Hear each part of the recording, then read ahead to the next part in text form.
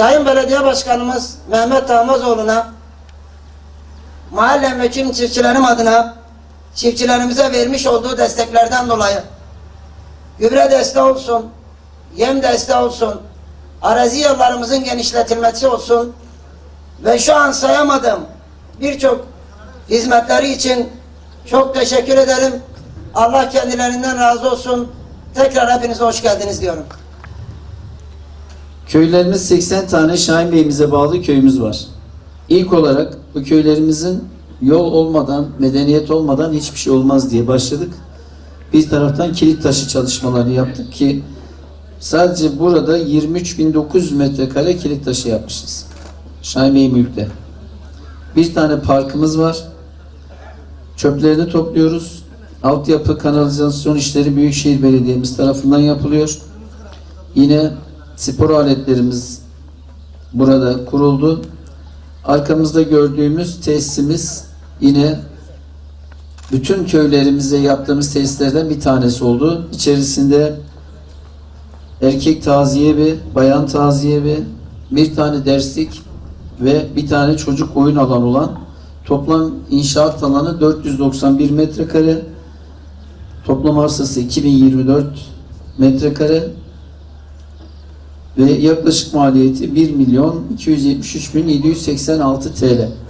Helal hoş olsun, hayırlı uğurlu olsun. Yapılan çalışmalar tabii ki bunlarla sınırlı değil. Yine camimizin bakım ve onarımını yaptık. Yine köyde yaşayan ihtiyaç sahibi ailelerimize de maddi destek sağlamaya devam ediyoruz. Biraz önce Sayın Muhtarım söyledi. Sadece arazi yolları, yem desteği, gübre desteği, tohum desteğinden bahsetti. Hiç tesisten bahsetmedi. Doğrudan cebe giren şeyleri söylüyor. Ne parkı söylüyor, ne kilit taşını. Değil mi? Tabii cebe giren önemli. Katkı önemli. Aslında basit değil. Tohum, yerli tohum desteği veriyoruz. Böylelikle ürün artışı sağlıyoruz.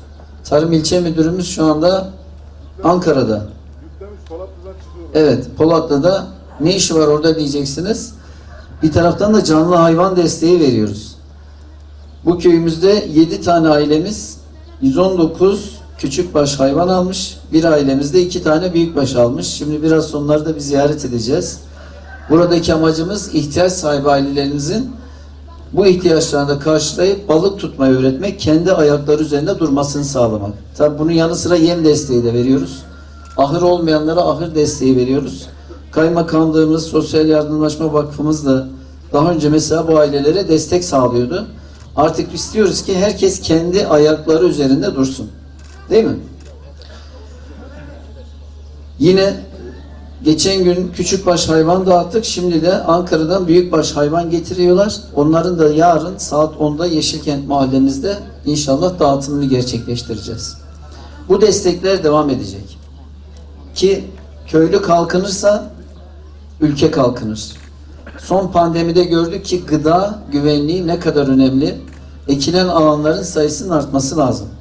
Bakın biz tohum ve gübre dağıtmaya başladıktan sonra Şahinbey ilçesi için söylüyorum, 80.000 dekardan şu an 300.000 dekara çıktı ekilen alan. Yani %300'ün üzerinde bir artış var. Sadece bu ekilen alandaki artış. Bir de ürün artışına bakarsak yerli tohum veriyoruz, kaliteli tohum veriyoruz. Her yıl sertifikalı tohum verince bu sefer ürün miktarı da artıyor. Böylelikle çiftçimiz kazanıyor, şehrimiz kazanıyor, ülkemiz kazanıyor. Onun için bu destekler artarak devam edecek. Şimdi bu sosyal tesislerin özellikle pandemi sürecinde birçok fonksiyonu oldu bizim için. Özellikle Covid ile mücadelede sosyal tesisler bizim üst bölgelerimiz oldu. Sağlıkçılarımız ev sahipliği yaptı. vatandaşlarımızın ihtiyacı olduğunda onlara aşevi oldu, yuva oldu. Bu yüzden ilçemizde mevcut olan 200 sosyal tesisimiz pandemiyle mücadelede çok değerli destekçimiz oldu. O yüzden belediye başkanımıza, ekibine bu süreçte desteklerinden dolayı teşekkürlerimi sunuyorum. Aynı zamanda sosyal tesisler birer eğitim yuvası. Milli Eğitim Müdürlüğümüzde, müftülüğümüzde, belediyemizin yapmış olduğu organizasyonlarda birçok çocuğumuzun hayatına dokunan, birçok hanımefendinin hayatına dokunan bir eğitim öğretim yuvaları oluyor. O yüzden tesisin sadece bir taziye evi haricinde bir derslik olarak düşünebiliriz. Bir buluşma mekanı olarak düşünebiliriz. Sosyalleşme alanı olarak düşünebiliriz. Çok fonksiyonlu bu tür tesislerin ilçemizin bütün alanlarına ekildiği için, bu tohumun saçıldığı için belediyemize teşekkür ediyoruz. Bismillahirrahmanirrahim. Ya Allah, ya Bismillah. Hayırlı uğurlu olsun.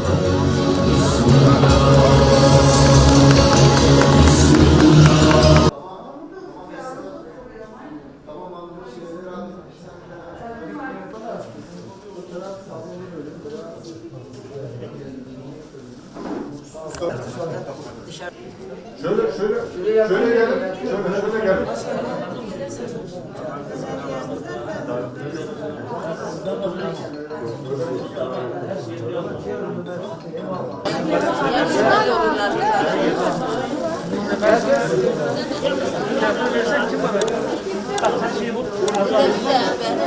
Ben